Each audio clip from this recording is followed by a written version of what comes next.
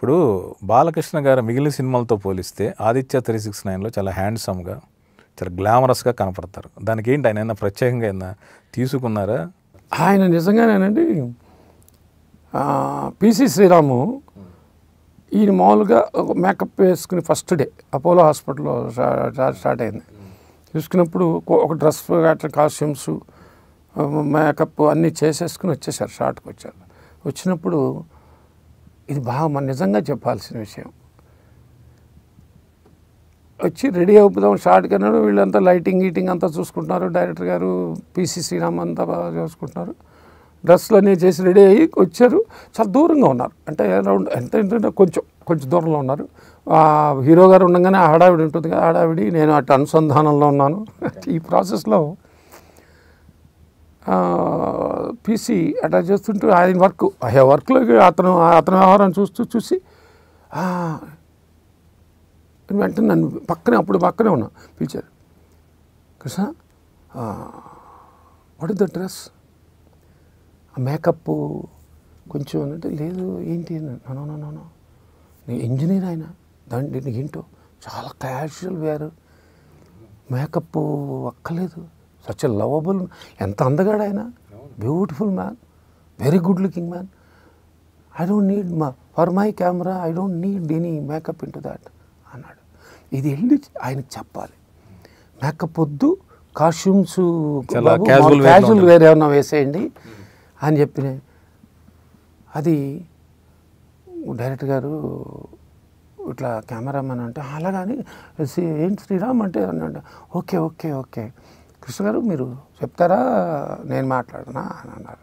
ఎందుకంటే ఆయన కూడా ఫస్ట్ టైం చేస్తారు. అంతేకాకుండా తెలుగులో కూడా సినిమా పెద్ద హీరోస్ ఆయన కూడా ఆయనేం పెద్ద ఇది కాదు, మామూలుగా రామారావు గారితోనే ఆయనతో ట్రావెల్ అయినా అనగానే సార్ నేను చెప్పేసి వస్తాలే సార్ అని అన్నా.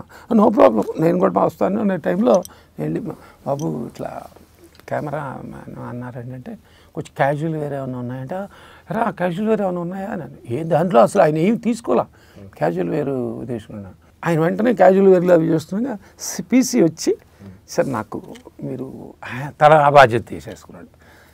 మీకు మేకప్ అక్కలేదు సార్, మీకు స్కిన్ చాలా బ్రైట్, మీది చాలా అందమైన స్కిన్ అని. ఆయన చాలా బ్రైట్ స్కిన్ అది మీది, దాని మీద I don't need much for this kind of no problem అని గివ్ మీ 5 minutes అన్నాడు. వెంటనే ఆయన వాట్ కైండ్ యూ నీడ్ అంటే ఎక్సలెంట్ అన్నారు. అలా స్టార్ట్ అయింది ఫస్ట్. అంటే రాసలీల వేళ రాయబారం అనే సాంగ్లో అసలు ఎంత అందంగా ఉంటారో చెప్పాలి. సెంచరీలు కొట్టే మేకపే లేదు కదా. If you look in to that PC చేసిన వర్క్ అంతా అసలు మేకప్ అని ఇదే లేదు. లైటింగ్ కూడా చాలా డిఫరెంట్గా ఉంటుంది. మనకి ఫ్యూచర్లోకి వెళ్ళేటప్పటికి ఎందుకు వేయాల్సి వచ్చిందంటే మీకు తెలుసు, రేడియేషన్కి వెళ్ళేటప్పుడు అక్కడ దిగంగానే మళ్ళీ ఎక్స్ట్రా ఇవన్నీ రావటం, పైగా మొత్తం లైట్స్ గీట్స్ దాని మీద స్కిన్ పెద్ద లైట్స్ వాడాడు కబీర్. మంటలు ఎత్తిపోయి అసలు తోలు కూడా బయటకు వచ్చేది, అంత కష్టపడ్డాడు. ఎస్పెషల్లీ అక్కడేమో ఆ రకమైన నిజమైన రేడియేషన్తో బాధపడ్డారు అందరూ ఆర్టిస్టులు. ఓకే, ఎందుకంటే ఒక డిఫరెంట్ కలర్ ఇవ్వాలి, డిఫరెంట్ లైటింగ్ ఇవ్వాలని ఆ లైటింగ్ ప్యాటర్న్లో వెళ్ళినవాడు కబీర్ లాల్.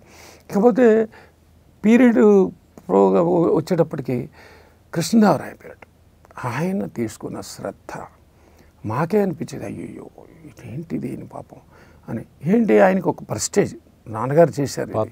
నేను ఇవాళ కృష్ణదేవరాయ పాత్రలోకి వెళ్తున్నానంటే భాష మీద పట్టు, అవాచకం, అసలు వేషం మీద, ఆ ఈవెన్ మైన్యూట్స్ లైక్ కాస్ట్యూమ్స్ మీద కానీ, ఆ చిన్న కిరీటంలో ఉండే ఒక ఇదిగాడి నుంచి 1-10 సార్లు ఎంతవాళ్ళైనా ఇంత వర్క్ చేశారు. పక్కనేమో లారీ డ్రైవర్ జరుగుతున్నప్పటికీ ఈ దర్బార్ జరుగుతున్నప్పుడు లారీ డ్రైవర్ షూట్ కూడా జరుగుతుంది.